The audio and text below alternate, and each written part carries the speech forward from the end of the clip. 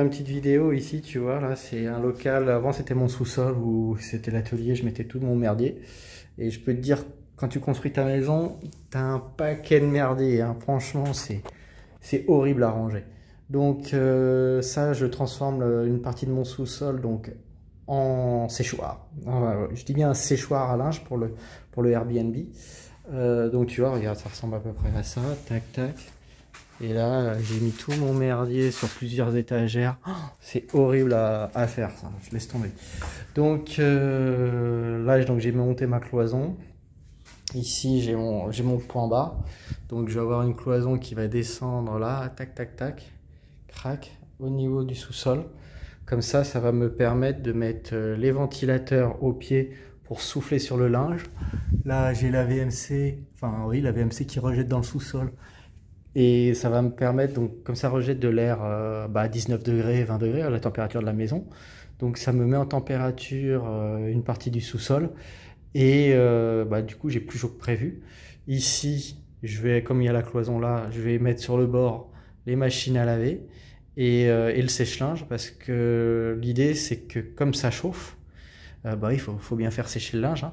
Comme ça chauffe, pardon, ça va me faire monter en température le local. Donc à savoir que ça fait quand même 3000 watts le truc. Quand tu le mets en route, 3000 watts pendant 3 heures, ça te fait un bon chauffage. Donc ça va te faire monter le point de rosée. Et voilà, le local, grosso modo, j'ai fait un plan, je sais pas si on va voir. Voilà, tu vois le plan là. Donc là, ici, j'ai la porte de dessinée. Tac, tac, tac. Donc là, il fait 300 par 367 parce que 367 parce que un linge, ça fait 310 de long. Donc il te laisse 50 cm. Grosso modo, tu as 50 cm ici pour circuler et mettre tes ventilateurs. Donc là, j'en avais prévu un. La porte qui s'ouvre dans ce sens-là pour pas être gêné par le linge. Les sèche-linges, les lave-linges, donc deux lave-linges, deux sèche-linges, un évier. Et donc là, j'ai une extraction d'air ici. J'en ai une là.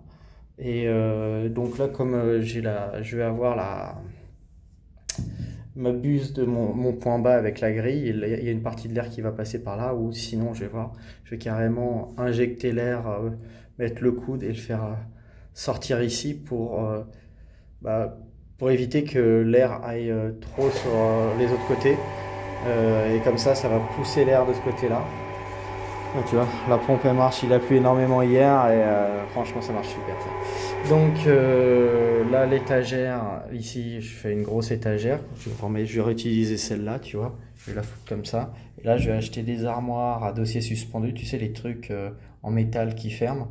L'avantage de ça c'est que c'est solide, ça coûte pas cher et en même temps ça ferme. Donc quand tu as de la poussière ou quoi, tu fermes, tu passes ton aspirateur et c'est tout. Ici j'ai mon adoucisseur et là j'ai toute la tripaille entre guillemets, tu vois, là j'ai le filtre, le pré-filtre, le bypass, enfin bon voilà, il y a des trucs sur le mur que ça va faire chier à mettre quelque chose devant.